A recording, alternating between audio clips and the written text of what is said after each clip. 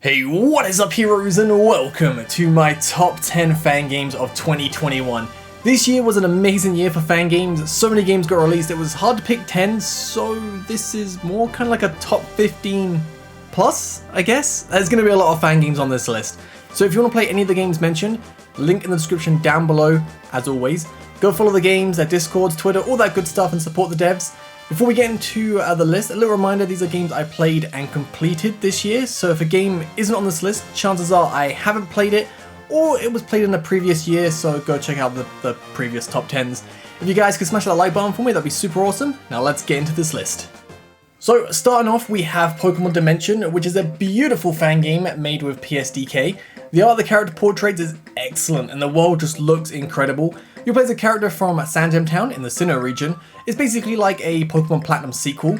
You've been working for Rowan, but now you join the Galaxy team, and travel to a new area completing field research where strange things have been happening, and you'll see like unique Pokemon appearing, which look so good. This game has some really awesome design Fakemon as well. Oh man, I wish those forms became like real forms in different games, because just so good. The game isn't currently very long, but it's a nice little taste of what's to come, and I'm really excited for the next update, because I think it's been roughly a year now since I played it, so hopefully like a new little update with a bit more content comes out very soon, because the game is very fun. Next up, we have Pokemon The First Journey. This is a heavily story-driven fan game, which I love, by the way. Like story-driven games, so good. It basically tells Oak's journey across Kanto, building the league and up to what we know today.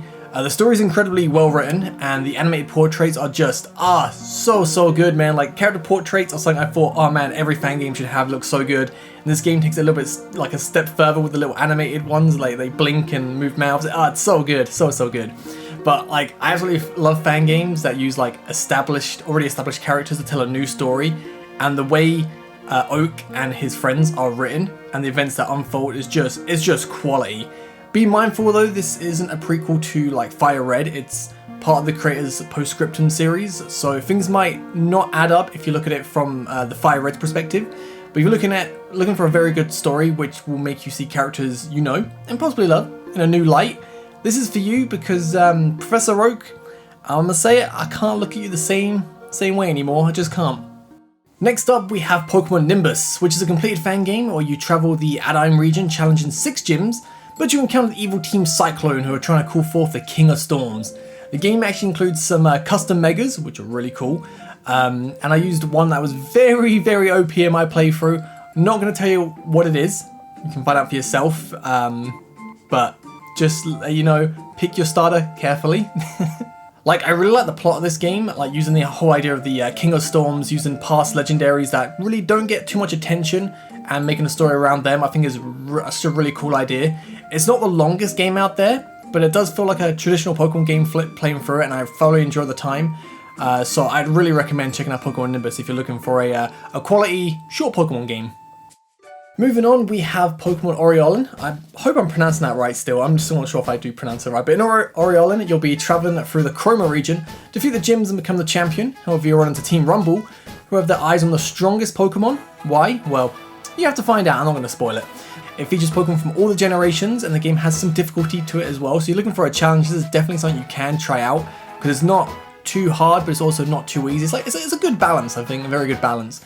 The game also has some regional variants and overworld encounters, which is something I've been seeing a lot more of, and I really do like it. Just when I see the Pokemon moving about and actually go interact with it to capture it, it's so good. So definitely check out AUREOLIN. Next up, we have Pokemon Heart Gold, Soul Silver, the SEVI Islands. So this is a fan game where you'll be exploring the SEVI Islands, set after the events of Heart Gold, Soul Silver. Absolutely love this game. Like I said before, games that continue on from base material always make me so happy to see, and this game absolutely nails it. Has a really awesome story, and it really feels like a sequel to Heart Gold, Soul Silver. You start the game off with some questions as well. So you can get to choose your starting team, and the chances are you can actually recreate your team from Heart Gold, Soul Silver, because there isn't really much you can pick in that game, to be fair.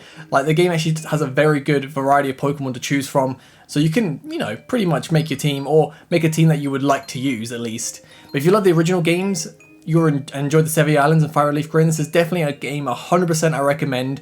And it's also got a few little features like G-Max as like Mega Evolution. It's so cool. I honestly check this game out. But before you play it, I will say the game looks like it's almost finished, so you might want to wait just a little bit for it to be finished. You can just have a complete product at once instead of just like waiting for the next update. But the game is still really good if you want to play it right now.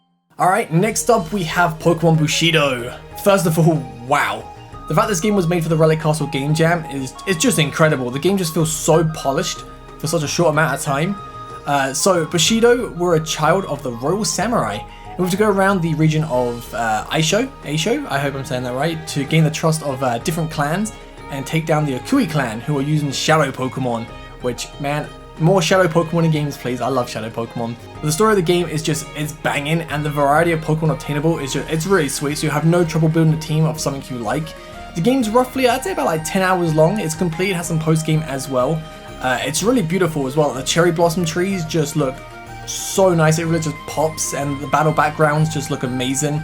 Like, overall, Bushido is just a fantastic game, and I cannot believe it was made in such a short amount of time. It's well worth your time. Easily one of the best games this year. Next up, we have Pokemon Empire. Empire is very challenging. If you like your Reborn, Rejuvenation style games, this is right up your alley. I believe Chapter 5 is out now. When I played it, the current release was Chapter 4. But when I played the game, the story was really interesting. Pretty dark at times, or a lot of the times. It's pretty dark game. It has some awesome Fakemon, which honestly, one, I really love the design and typing of them. But two, they really helped me win some like crucial battles in this game. Like, small tip, get a Chimera when you can. Like, the earliest chance you get it, which I believe, I think it's just before the first gym or shortly after. But go and get one. It is so good. Like, all the Fakemon you see, do capture them and check them out, because they will definitely help you in some of these battles in this game. Because like I said, this game is hard. It's probably a lot easier for people that take the time to reset for abilities, natures, all that good stuff.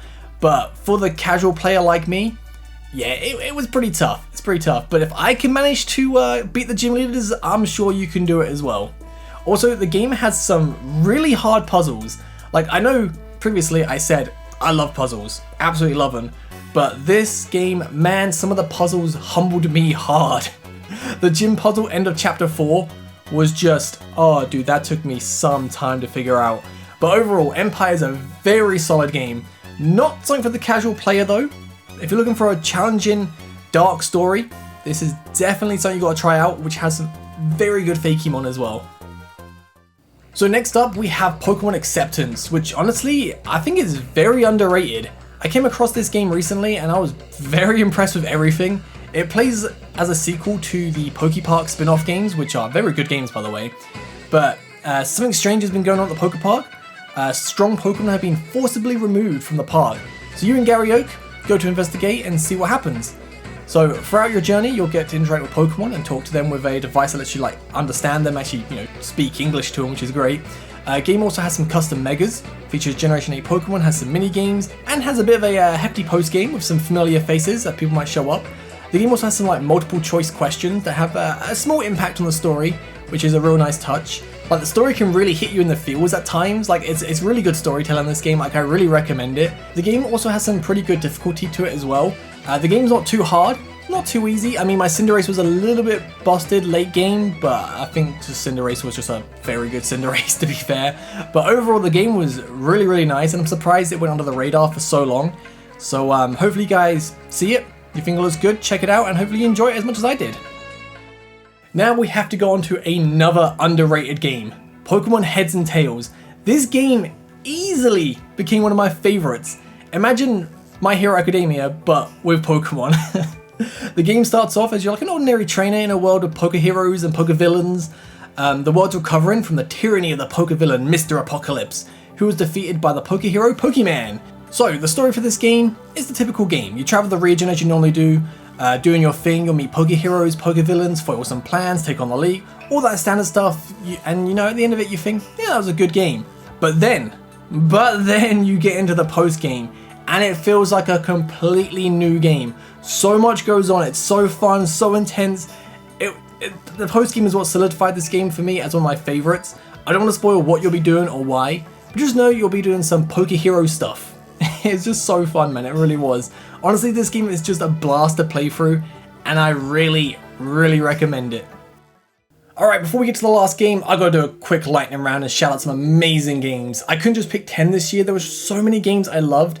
They're still mainly demos, but I guarantee when they're updated, we'll see them again in the future. They're just really like good, great, perfect work in progress. So there's no particular order to this list. Like every game in this like video, it's just games I really enjoyed, honestly. So starting off, we have Battle Spotlight, which is a short little tournament-based game where you build a team, take on 10 challenges, and the characters and their stories are just short and sweet. Love the character portraits. Just everything looks really nice.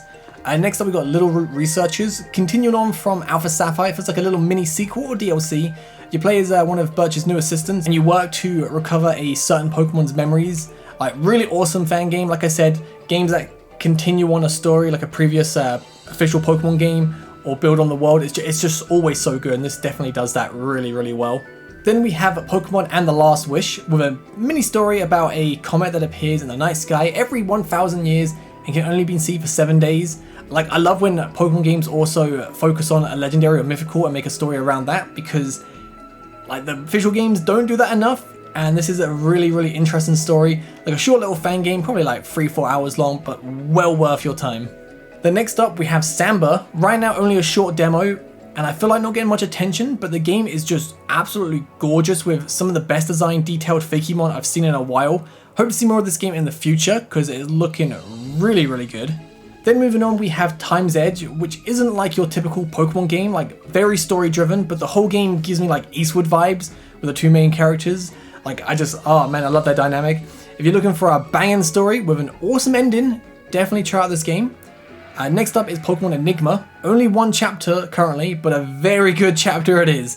Game has some fake Mega Evolution, cracking graphics, and a great puzzle at the end of chapter 1. But honestly, I can't wait to see more because I'm sure when this game is complete or has like a few more chapters added on top, it's going to be a top tier game. And then lastly, we have Pokemon ETHEREAN Dreams, which, boy, I need more of this demo. What I played was just incredible. The regional starters, like, I love them all. Like, they have regional starters of the Gen 4 starters, and it was so difficult to pick, but I had to go with Piplup because obviously hero theme, had to go for it. But this game just was so good. But from when I played it, it does look like it's been updated. And if you follow them on Twitter, you'll see that there's been some updated screenshots and the game's looking even better from when I played it before.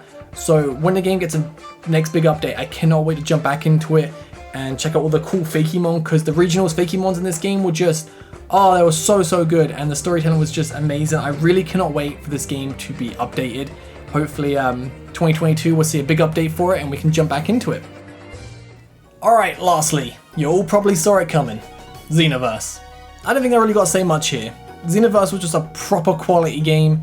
The story was fantastic, the side quests were just really awesome. Like, without going into too much detail, the retro quest, that was so interesting, so fun to do.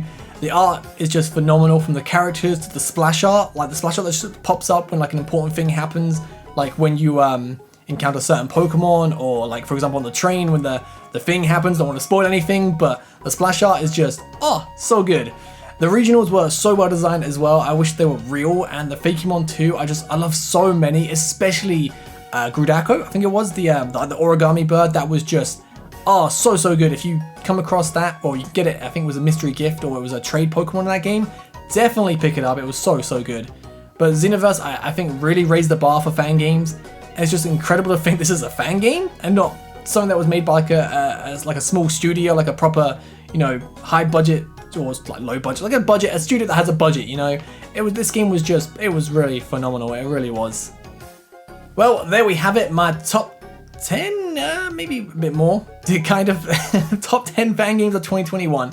Let me know what your favorite fan game was in the comments down below. And I gotta say, I'm really excited for 2022 because there's still so many games I want to jump into. So thank you guys for watching, and I'll catch you guys next year. Have a great day. Peace.